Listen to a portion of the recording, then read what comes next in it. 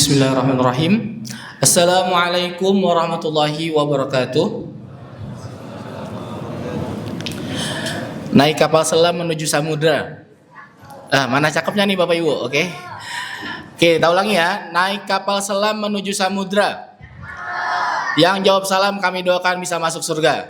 Amin. Bismillahirrahmanirrahim. Assalamualaikum warahmatullahi wabarakatuh. Alhamdulillahilladzi hadana lihada wa ma kunna linahtadiya laula an hadanallah. Asyhadu an la ilaha illallah wahdahu la syarikalah wa asyhadu anna Muhammadan abduhu wa rasuluhu la nabiyya wa la rasula ba'dah. Allahumma anfa'na bima 'allamtana wa 'allimna ma yanfa'una wa zidna 'ilma. Allahumma la sahla illa ma ja'altahu sahla wa anta taj'alul hazna idza syi'ta sahla. Allahumma inna nas'aluka ilman nafi'an wa rizqan tayyiban wa amalan mutaqabbala. Allahumma ati nufusana taqwaha wa zakkiha anta khairu man zakkaha anta waliyuha wa maulaha. Yang pertama dan utama, marilah sama-sama kita panjatkan puji serta syukur kita kehadirat Allah Jalla Jalaluh, Allah Subhanahu wa Ta'ala, yang sampai dengan malam hari ini masih senantiasa memberikan kita limpahan nikmat dan karunia-Nya, bil khusus nikmat iman serta nikmat sehat wal afiyah, sehingga kita diberikan kesempatan dan kekuatan untuk dapat menghadiri pelaksanaan sholat isya, dan insya Allah nanti akan dilanjutkan dengan pelaksanaan sholat sunnah tarawih. Semoga segala niatan yang terbesit di hati-hati kita saat ini dapat Allah nilai sebagai satu amalan yang kelak insya Allah memberatkan timbangan pahala kebaikan kita di sisi Allah Subhanahu wa Ta'ala. Amin ya rabbal alamin. Yang kedua, salawat teriring salam semoga senantiasa Allah curah limpahkan kepada baginda junjungan kita, uswah hasanah terbaik yang patut kita tauladani, yaitu baginda Nabi Muhammad sallallahu alaihi wasallam beserta para keluarga, para sahabat, para pengikut yang senantiasa istiqomah hingga akhir zaman. Semoga Allah Subhanahu wa Ta'ala memperkenankan kita semua yang hadir di tempat ini khususnya, dan orang-orang yang kita cintai dari kalangan keluarga kita dan kerabat kita dapat mengikuti, berittiba kepada Rasulullah sallallahu alaihi wasallam, dan kita berharap agar Allah Subhanahu wa Ta'ala memperkenankan kita agar memperoleh syafaatul uzma dari baginda kelak di yaumil akhir. Amin amin ya mujibas sailin. Bapak Ibu jamaah salat isya dan salat tarawih yang dimuliakan Allah Subhanahu wa Ta'ala, tema yang diberikan kepada kami adalah berkaitan dengan peran ibu di dalam Al-Quran, mengangkat kisah atau inspirasi dari kisah istri Imran. Bapak Ibu, Allah Subhanahu wa Ta'ala telah berfirman di surah Al-Imran. A'udzubillahi minasyaitonirrajim. Bismillahirrahmanirrahim. Inna Allah astafa Adam wa Nuha wa ala Ibrahim wa ala Imran ala alamin. Shadaqallahul azim. Bapak Ibu yang muliakan Allah Subhanahu wa Ta'ala, kita tahu ketika Allah menyebutkan satu sosok atau satu nama di dalam Al-Quran, itu setidaknya memiliki dua kemungkinan. Kemungkinan yang pertama, sosok tersebut, nama tersebut sangat layak untuk dijadikan suri tauladan buat umat-umat setelahnya. Bagaimana yang kita tahu bahwasanya Rasulullah SAW menjadi suri tauladan, dan ayatnya banyak sekali kita temui dalam Al-Quran. Salah satunya di surah Al-Qalam, wa innaka la'ala khuluqin azim. Bayangkan Bapak Ibu sekalian, dimention oleh Allah Rabbul Alamin, seorang hamba yang dicintai oleh Allah Subhanahu wa Ta'ala dengan pujian yang luar biasa. Wa innaka la'ala khuluqin azim. Ya Rasulullah, sesungguhnya engkau memiliki akhlak yang sangat luar biasa. Ketika kita sebagai pribadi ataupun manusia biasa disebutkan namanya di sebuah perhelatan oleh orang yang memiliki derajat atau pangkat yang di atas kita, maka sungguh kita merasakan bahagia yang luar biasa. Bagaimana ini Allah Rabbul Alamin mention Nabi kita Nabi Muhammad SAW. Oleh karenanya kemungkinan pertama, ketika Allah mention atau menyebutkan satu sosok atau satu nama, maka sungguh nama tersebut layak untuk dijadikan suri tauladan bagi kita. Kemungkinan kedua, sudah barang tentu nama yang dimention oleh Allah Subhanahu wa Ta'ala merupakan nama yang sangat ingkar kepada Allah Subhanahu wa Ta'ala dan mengundang kemurkaan dari Allah Subhanahu wa taala dan menjadi ikhtibar atau menjadi ibrah buat kita umat-umat setelahnya agar kelak kita tidak mengikuti jejaknya.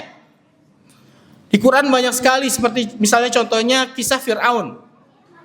Allah tenggelamkan Fir'aun bersama para pengikutnya dan Allah kekalkan jasadnya sampai dengan saat ini. Tidak lain dan tidak bukan bertujuan agar kita menjadikan kisah Fir'aun ini sebagai pelajaran yang luar biasa buat kita, agar kita tidak menjadi hamba yang congkak, sombong pada Allah Subhanahu wa taala. Innahu tagha, kata Allah Subhanahu wa taala, sungguh Fir'aun itu telah melampaui batas. Bapak Ibu jamaah rahimakumullah, di ayat yang tadi kami bacakan Allah mention beberapa nama. Innallaha astafa Adama wa Nuha wa ala Ibrahima wa ala Imrana 'alal alamin. Sesungguhnya Allah Subhanahu wa taala telah memilih istofa. Makanya kita sering menyebut Nabi Mustafa Muhammad. Nah, Mustafa berarti adalah hamba yang terpilih. Innallaha astafa Adama wa Nuha. Sesungguhnya Allah telah memilih Nabi Adam, kemudian Nabi Nuh, wa ala Ibrahim dan keluarga Ibrahim, wa ala Imrana dan keluarga Imran 'alal alamin, di atas seluruh alam semesta. Artinya apa? Allah mention keempat orang ini di dalam Al-Quran itu pasti punya pelajaran yang dahsyat buat kita umatnya Nabi Muhammad SAW. Jamaah rahimakumullah, ada hal yang menarik. Dari empat yang disebutkan, tiganya berupa Nabi dan Rasulullah Subhanahu wa taala yang Allah berikan risalah kepadanya berupa tauhid. Adapun satunya Imran, beliau bukanlah seorang nabi. Adapun melainkan Imran itu adalah orang-orang saleh yang hidup di kalangan Bani Israel pada saat itu. Kemudian hal yang menarik dari ayat ini, dua nama disebutkan hanya individunya saja Bapak Ibu sekalian. Innallaha astafa Adam. Allah tidak menyebutkan Innallaha astafa ala Adam. Kenapa? Karena sebagaimana kita ketahui kisahnya, Nabi Adam juga punya kisah yang kurang baik seperti itu. Artinya keluarganya tidak bisa dijadikan secara utuh menjadi suri tauladan. Sebagaimana kita ketahui bahwasanya anaknya Nabi Adam ada salah satunya yang menjadi awal pertama tertumpahnya darah manusia di muka bumi ini. Kemudian yang kita ketahui juga Nabi Nuh. Kenapa Allah tidak sebutkan Innallaha astafa Adam wa ala Nuh, tidak ada ala Nuh, bukan keluarga Nuh. Kenapa? Karena kita tahu bahwasanya Nuh memiliki keluarga yang juga tidak sepenuhnya atau tidak semuanya beriman kepada Allah. Kita ketahui bahwasanya di surah At-Tahrim Allah menyebutkan bahwasanya istrinya Nuh itu dijadikan sebagai contoh bagi kita, menjadi contoh yang orang-orang yang telah ingkar kepada Allah Subhanahu wa taala. Kemudian wa ala Ibrahim, jelas. Keluarga Ibrahim Allah sebutkan jelas. Nabi Ibrahimnya sendiri Khalilullah. Kemudian dia punya istri namanya Siti Hajar yang juga kisahnya luar biasa. Anaknya Nabi Ibrahim, Nabi Ismail juga sama, punya tauladan yang luar biasa. Dan pada malam hari ini kita akan membahas secara singkat Bapak Ibu sekalian terkait dengan Ali Imran. Imran memiliki seorang istri bernama Hanah binti Faqud. Hanah merupakan seorang wanita yang berkat didikan suaminya tentunya. Bapak Ibu sekalian perhatikan, dalam hal ini kita membahas peran ibu, tapi di sini harus kita tadaburi adalah bagaimana menciptakan atau mendidik seorang istri yang salihah. Istri yang salihah sudah pasti tentu berangkat dari suami yang salih. Buat bapak-bapak, para pemuda yang mungkin sekarang masih belum ada jodohnya, jika antum semuanya ingin memiliki istri yang salihah, pasangan yang salihah, hal pertama yang harus Anda lakukan adalah solehkan dulu diri kita. Ketika kita berharap memiliki istri yang solehah, tapi kitanya sendiri tidak bercermin, kitanya sendiri juga tidak memantaskan diri kita, maka jangan pernah berharap lebih. Hanah binti Faqud merupakan istri yang salihah. Kemudian pada saat Hanah sebelum kelahirannya, Hanah berdoa atau mengatakan suatu kurang lebih seperti ini. Ditorehkan di surah Al-Imran pada ayat berikutnya. A'udzubillahi minasyaitonir rajim. Idz qalat imra'atu Imran, Rabbi inni nadartu laka ma fi batni muharrara fataqabbal minni innaka antas samiul alim. Pelajaran pertama Bapak Ibu sekalian dari ayat yang barusan kami bacakan, Hana pernah bernazar kepada Allah Subhanahu wa taala. Ingatlah ketika qalat imra'atu Imrana, ingatlah ketika istri Nabi Imran itu berkata, Rabbi, wahai Allah Rabbku, inni nadartu laka ma fi batni muharrara. Ya Allah ya Rabbku, sesungguhnya aku bernazar kepadamu terhadap apa yang ada di dalam kandunganku, di perutku saat ini. Muharrara, agar kelak apa yang akan aku lahirkan dan apa yang sekarang ada di kandunganku saat ini akan aku jadikan, akan aku bernazar kepadamu ya Allah untuk menjadi seorang muharrara. Muharrara dalam beberapa tafsir dijelaskan itu memiliki arti khadim fi Baitul Maqdis. Jadi seorang yang memiliki fungsi berserah diri kepada Allah Subhanahu wa taala, menjadi pelayan di Baitul Maqdis, di Masjidil Aqsa. Kemudian dalam hal ini beberapa pelajaran yang kita ambil. Yang pertama, hendaklah seorang ibu itu dari awal dia memiliki kandungan, dia memiliki cita-cita yang mulia, sudah punya proyeksi ke depan. Nanti anakku jika sudah aku lahirkan, insya Allah dengan izin Allah, mudah-mudahan jadi anak yang soleh, akan aku didik semaksimal mungkin, sekuat apapun mungkin, agar kelak anak yang akan terlahir dari perutku menjadi anak-anak yang soleh ataupun anak-anak yang soleh. Bapak Ibu sekalian, pada saat Hana binti Fakus ini bernazar, apakah dia tahu yang akan terlahir nanti seorang laki-laki atau perempuan? Tidak tahu. Dia tentunya berharap laki-laki, karena yang menjadi pelayan biasanya laki-laki, yang memiliki kekuatan biasanya laki-laki. Kemudian yang pertama, selain dia memiliki cita-cita yang mulia, dia tidak berhenti sampai di situ. Apa yang dia lakukan? Tentunya dia memanjatkan doa kepada Allah Subhanahu wa taala. Fataqabbal minni. Ada kalimat fataqabbal minni, ya Allah, terimalah nazarku ini ya Allah. Innaka antas samiul alim. Karena sesungguhnya Engkau Maha mendengar lagi Maha mengetahui. Ini juga jadi pelajaran buat kita Bapak Ibu sekalian. Ketika kita beramal, siapa yang tahu di antara kita apakah amalan kita itu pasti diterima oleh Allah Subhanahu wa taala atau bisa jadi tertolak? Tidak ada yang tahu satupun di antara kita amal kita itu pasti diterima atau ditolak. Makanya kita sering berdoa, Rabbana taqabbal minna salatana wa siyamana wa qiyamana wa ruku'ana wa sujudana wa ta'abbudana wa takhasyu'ana wa tadarru'ana wa tammim taqsirana ya Allah ya Rabbal alamin. Kenapa kita diminta doa seperti itu? Karena kita nggak ada yang tahu apakah amalan kita itu diterima oleh Allah atau tertolak. Bisa jadi kelihatannya lurus, tapi di hati kita ada niatan-niatan yang lain seperti itu.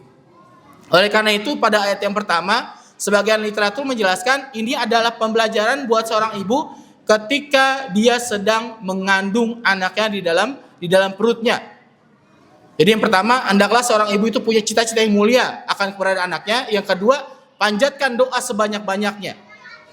Kemudian Bapak Ibu sekalian, di ayat lanjutannya Allah berfirman, "Falamma wada'atha qalat rabbi inni wada'tuha untha wallahu a'lamu bima wada'at wa laysa dzakaru kal untha."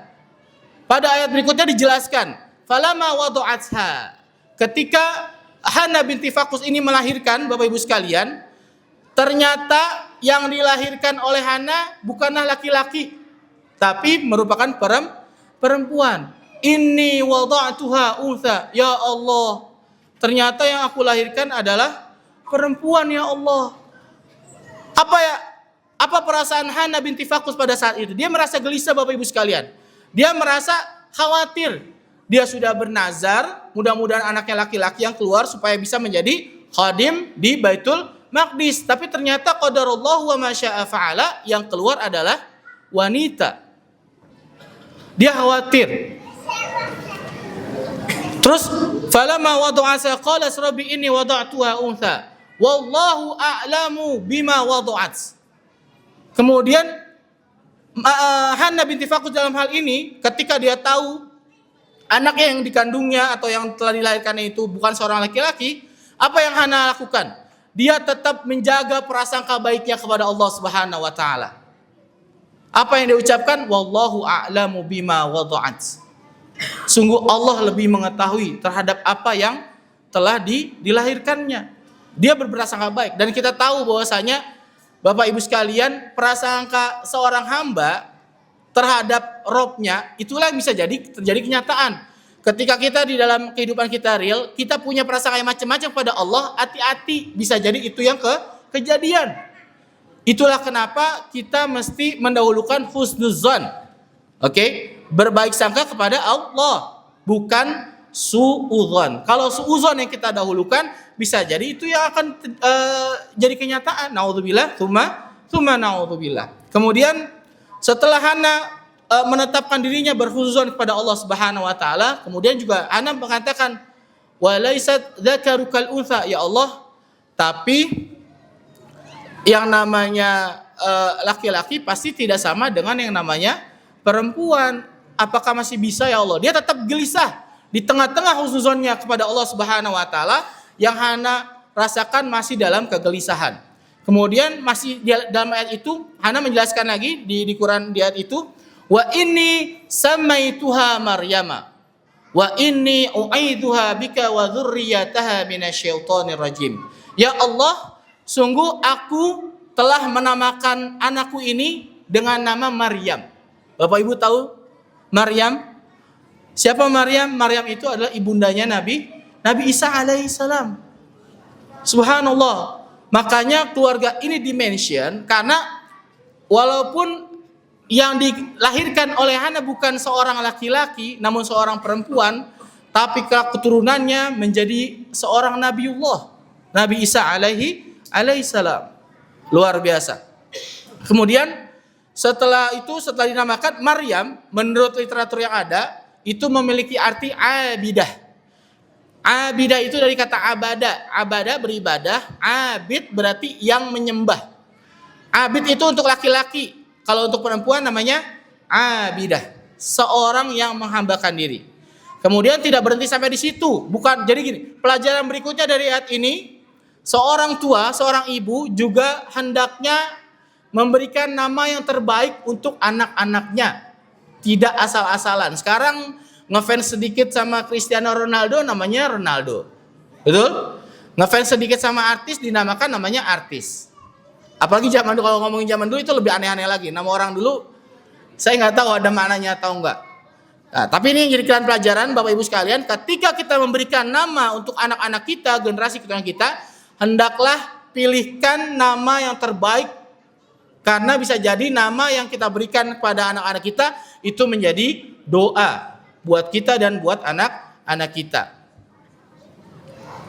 Wa inni u'idzuha bika wa dzurriyyataha minasyaitonir rajim. Ya Allah, aku memohonkan perlindungan kepadamu untuk anakku, agar anakku tidak diganggu, anakku dan keturunannya tidak diganggu oleh syaitonir rajim, seperti itu.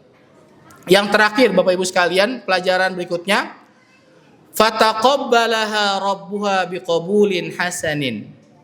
Allah menerima, Allah mengabulkan nazarnya Hana binti Faqud. Fataqabbalaha rabbuha biqabulin hasanin wa ambataha nabatan hasana. Dan Allah jaga Hana ini, Allah jaga Maryam ini, Allah tumbuh kembangkan dia dengan tumbuh kembang yang baik, seperti itu. Wa kaffalaha Zakaria, dan Hana diasuh oleh Nabi Zakaria. Pelajaran dari ayat ini Bapak Ibu sekalian, hendaklah kita setelah anak kita lahir, anak kita menjelang dewasa, pilihkanlah guru-guru terbaik untuk anak-anak kita. Karena guru digugu dan ditiru hendaklah menjadi tauladan buat anak-anak kita. Selain memiliki guru, tempatkan anak-anak kita di lingkungan yang kondusif, lingkungan yang solih, lingkungan yang solihah. Bapak Ibu sekalian, mudah-mudahan di bulan suci Ramadan ini kita dapat meningkatkan ketakwaan kita kepada Allah Subhanahu wa taala, karena dengan takwa Allah akan berikan kita rezeki dari arah yang tidak terduga. Wa may yattaqillaha yaj'al lahu makhraja wa yarzuqhu min haitsu la yahtasib. Mudah-mudahan Allah berikan kemudahan buat kita, mudah-mudahan Allah berikan kebahagiaan kepada kita dan keluarga kita, bukan hanya kebahagiaan di dunia, tapi juga kebahagiaan yang langgeng sampai di yaumil akhir. Amin amin ya rabbal alamin. Alafa minkum, mohon maaf apabila ada kesalahan. Assalamualaikum warahmatullahi wabarakatuh. صلوا صلاة